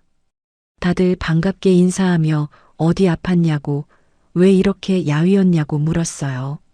좀 아팠어. 이제 괜찮아. 저는 대충 둘러댔습니다. 자세한 사정은 굳이 말하고 싶지 않았어요. 수아가 달려와 제 팔을 잡았습니다. 윤자야, 드디어 왔구나. 다들 얼마나 기다렸는지 몰라. 수아의 눈가에 눈물이 그렁그렁했어요. 저는 오랜만에 제 가게 앞에 섰습니다. 먼지가 쌓인 진열대, 비어있는 수조들. 6개월 동안 문을 닫아두었더니 황량해 보였어요. 하지만 곧 다시 활기를 되찾을 겁니다. 저는 소매를 걷어붙이고 청소를 시작했어요. 걸레로 진열대를 닦고 유리창을 닦고 바닥을 쓸었습니다. 땀이 등줄기를 타고 흘러내렸지만 기분이 좋았어요. 이게 진짜 내 삶이었습니다. 정 반장이 달려와 제 손을 덥석 잡았어요. 사장님, 진짜 걱정 많이 했습니다. 어디 편찮으셨던 거예요? 응, 좀 아팠어. 근데 이제 괜찮아. 다행이네요. 사장님 없으니까 시장이 횡하더라고요. 정 반장의 눈가가 촉촉해졌습니다. 40년을 함께 일한 동지였어요. 이 사람들이 있어서 제가 버틸 수 있었습니다. 한 달 뒤 가게가 다시 문을 열었습니다. 단골 손님들이 하나둘 찾아왔어요. 사장님, 어디 갔다 오셨어요? 너무 보고 싶었어요. 사장님 고등어가 제일 싱싱하다니까요. 손님들의 칭찬을 들으니 가슴이 뿌듯해졌습니다. 이게 제 자리였어요. 화려한 강남 아파트가 아니라 비린내 진동하는 이 시장이 제가 있어야 할 곳이었습니다. 어느 날 저녁 가게 문을 닫고 정리하는데 영민이가 불쑥 나타났어요. 손에 따뜻한 호빵 봉지를 들고 있었습니다. 엄마, 저녁 먹었어? 이거 먹으면서 쉬어. 퇴근길에 사왔어. 영민이가 호빵을 건넸습니다. 저는 호빵을 받아들며 아들을 바라봤어요. 퇴근길에 일부러 들른 거였습니다. 예전 같으면 상상도 못할 일이었어요. 고마워. 저는 짧게 대답했지만 마음은 따뜻해졌어요. 저는 가게 앞간이 의자에 나란히 앉아 호빵을 먹었습니다. 김이 모락모락 피어올랐어요. 시장 골목에 서늘한 바람이 불었지만 마음만은 따뜻했습니다. 예전에는 이런 순간이 당연한 줄 알았어요.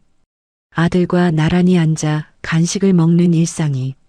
그런데 그게 얼마나 소중한 건지 잃어봐야 알게 되더군요. 엄마, 나 다음 주에 면접 봐. 새 회사 도전하는 거야. 그래, 잘 되면 좋겠다. 열심히 해볼게. 이번엔 제대로 살아볼 거야. 돈보다 사람이 먼저라는 거, 이제 알았어. 영민이가 결연한 표정으로 말했습니다. 저는 고개를 끄덕였어요. 그래, 그걸 알았으면 됐다. 돈은 다시 벌 수 있지만 잃어버린 마음은 되찾기 어려우니까요. 저녁 노을이 시장 골목을 붉게 물들이고 있었습니다. 호빵의 단 냄새와 생선의 비린내가 뒤섞였어요. 이상한 조합이었지만 어쩐지 정겨웠습니다. 문득 생각했어요. 인생이란 참 알 수 없는 거라고. 6개월 전만 해도 저는 창고에 갇혀 죽음을 기다리고 있었습니다. 그런데 지금은 이렇게 아들과 나란히 앉아 호빵을 먹고 있어요. 세상 일은 정말 모르는 거였습니다. 지수는 재판에서 징역 2년을 선고받았습니다. 노인학대와 횡령 혐의가 인정된 거였어요. 법정에서 지수가 울면서 선처를 호소했다고 들었습니다. 하지만 저는 재판에 가지 않았어요. 그 얼굴을 다시 보고 싶지 않았거든요. 감옥에서 어떻게 지내는지는 모르겠지만 더 이상 알고 싶지도 않았습니다. 그 사람은 이제 제 인생에서 완전히 지워진 존재였어요. 미움조차 아까운 사람이었습니다. 30억 아파트는 매각되어 제 손에 돌아왔습니다. 그 돈으로 시장 근처에 작은 집을 하나 샀어요. 15평짜리 작은 빌라였지만 창문으로 햇살이 잘 들어와서 좋았습니다. 남는 돈은 복지재단에 기부했습니다. 독거노인 급식 지원 사업에 써달라고요. 제가 겪은 일을 다른 어르신들은 겪지 않았으면 하는 마음이었어요. 저는 하늘을 올려다봤습니다. 별이 하나둘 떠오르고 있었어요. 영감, 나 잘 살고 있어요. 힘들었지만 버텼어요. 앞으로도 씩씩하게 살 거예요. 저는 속으로 남편에게 말했습니다. 바람이 볼을 스쳤어요. 마치 남편이 대답하는 것 같았습니다. 잘했어, 당신.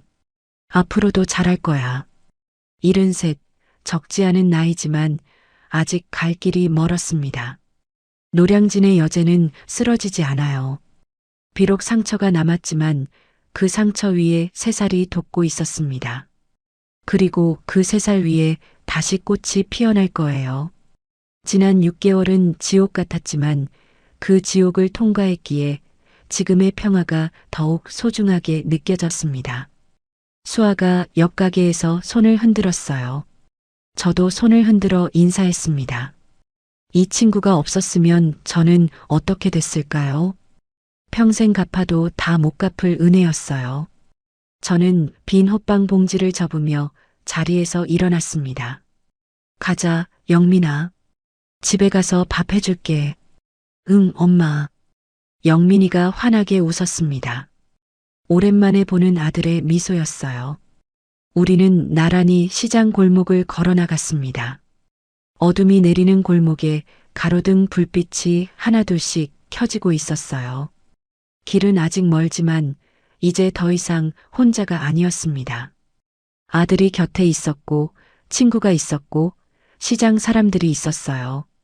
그게 제 진짜 재산이었습니다. 돈으로 살 수 없는 120억보다 더 소중한 재산이요.